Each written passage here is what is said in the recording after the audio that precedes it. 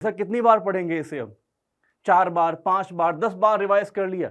NCERT मैंने 10 times पढ़ ली, अब और मैं कितनी बार उसे पढूं, कितनी बार कंटेंट को मैं रिवाइज करूं? तो एक तरीका मैं दे सकता हूं आपको, रिवीजन पर विशेष तौर पर ध्यान दीजिए। बार बार कह रहा हूं, रिवीजन जो है अभी आपने किया, ये बहुत इंपॉर्टेंट रोल प्ले करने वाला है आपके नीट के स्कोर में, आपके सक्सेस में, आपके ड्रीम कॉलेज में पहुंच जाने को लेकर के। आप जब रिवीजन कर रहे हो तो जिस तरीके से एग्जाम में बैठ करके आप एग्जाम देने वाले हैं, ठीक वैसे ही टेबल चेयर पर बैठ करके पढ़िए। ध्यान रखें, revision is key to the success.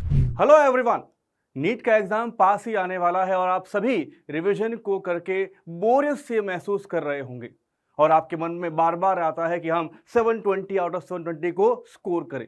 ध्यान रखें, इसके लिए रिवीजन ही की है। आपको रिवीजन पर ही फोकस करना होगा और रिवीजन पे आप ध्यान देंगे तो बड़ी आसानी से आप इस गोल्ड स्टैंडर्ड को अचीव कर पाएंगे। ध्यान रखें, आपने through out the year study किया है, अभी आप बार बार रिवाइज करके उस को स्ट्रॉन्ग करने पर ध्यान दीजिए और पढ़ करके आपको विशेष नई जानकारी ऑब्टेन करने की रिक्वायरमेंट नहीं है। तो जानकारी आपने ऑब्टेन की है, through out the year bar bar revise करके उसकी मास्टरी को अटेन कीजिए ताकि एग्जाम में कोई सिली मिस्टेक ना हो, एग्जाम में आप किसी भी तरह की मिस्टेक से बच पाए, आप एग्जाम में कोई भी गलती ना करें।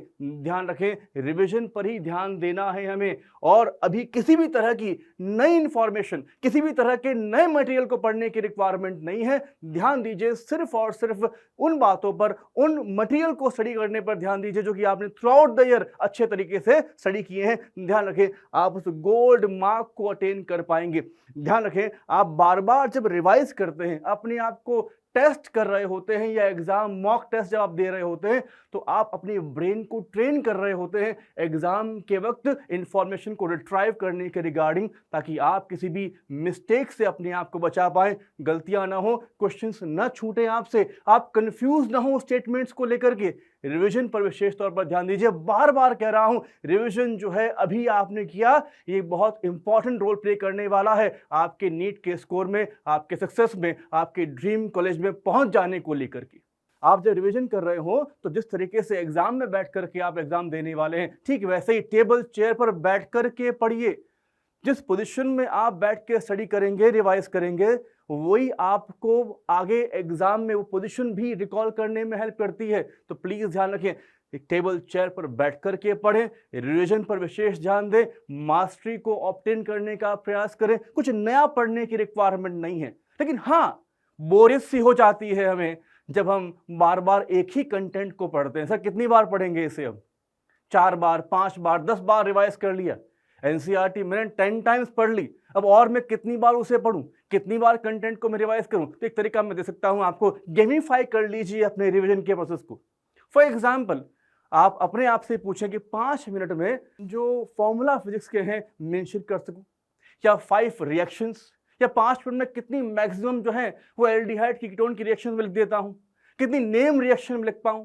इसके अलावा ब्रायोफाइटा के कितने एग्जाम्पल में 5 मिनट में मेंशन कर सकता हूं या कर सकती हूं।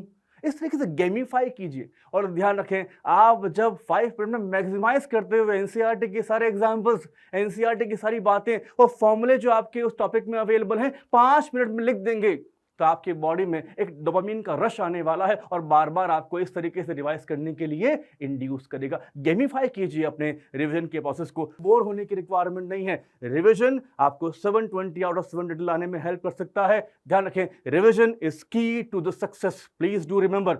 All the best.